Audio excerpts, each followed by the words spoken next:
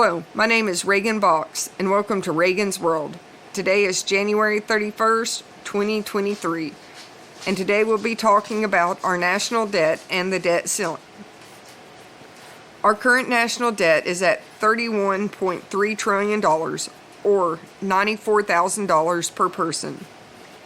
This is unacceptable on several levels. If we ran our household or our business at these debt levels, then we'd be considered irresponsible. The same should be true for running our government. At our current debt levels, we are paying over $400 billion a year in interest. That's more than we pay for veteran affairs.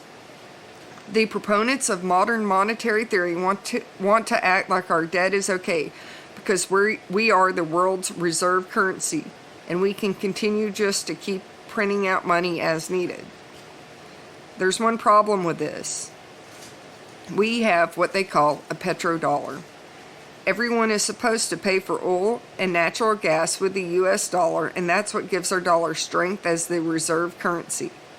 The left's attack on oil and natural gas through the termination of the XL and Keystone pipelines, the termination of oil and natural gas leases, and the all-out attack on the oil and natural gas industries with the adoption of the Paris Climate Accord are an all-out attack on our status as the world reserve currency. And the worst part of all of this is that the attack is coming from within our own government. Clearly, these people don't understand where the strength and power of our dollar comes from. All of Biden's trade sanctions against Russia also came with an unexpected twist to the U.S. reserve dollar. Putin decided to go gold-backed and only accepts gold or Russian rubles for oil, which was a total backfire in Biden's face. That has opened the door for other countries like Saudi Arabia to consider using other currency in exchange for oil, as they are currently considering the Chinese yuan. The BRICS nations, Brazil, Russia, India, China, and South Africa, and many other countries are wanting to join them, are considering going to a gold-backed currency, which they will use to buy oil and gas instead of the US dollar. This all affects our position as the world's reserve currency and strength of our dollar. This will make inflation go up as our dollar weakens, and in turn our national debt will have to be quickly paid off, or our country will default on its loans. This means that our government won't be able to pay Social Security and medical benefits, military salaries, interest on national debt, tax refunds, or other payments. Interest rates would probably broadly rise for consumer loans, which would lead to higher consumer prices, probably a stock market crash, and other problems. This is why curbing and controlling our government spending is essential. We have to run our government with the same model as a business, where debt will do nothing but stagnate a business's growth from interest rate charges. This out of control spending is only costing the American taxpayers more and more of their hard-earned money in the form of taxes, and is an endless cycle that only hurts people financially.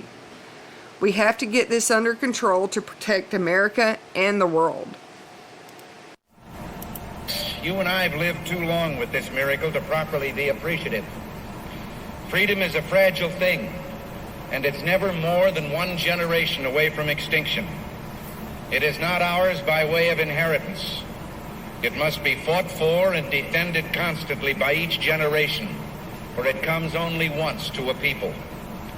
And those in world history who have known freedom and then lost it have never known it again. Knowing this, it's hard to explain those among us who even today would question the people's capacity for self-government. I've often wondered if they will answer, those who subscribe to that philosophy, if no one among us is capable of governing himself, then who among us has the capacity to govern someone else? Using the temporary authority granted by the people in increasing number lately at all levels of government, have sought control even of the means of production, as if they could do this without eventually controlling those who produce. And always they explained this as necessary to the people's welfare. The deterioration of every government begins with the decay of the principle upon which it was founded. This was written in 1748, and it's as true today as it was then. Government is the people's business, and every man, woman, and child becomes a shareholder with the first penny of tax paid.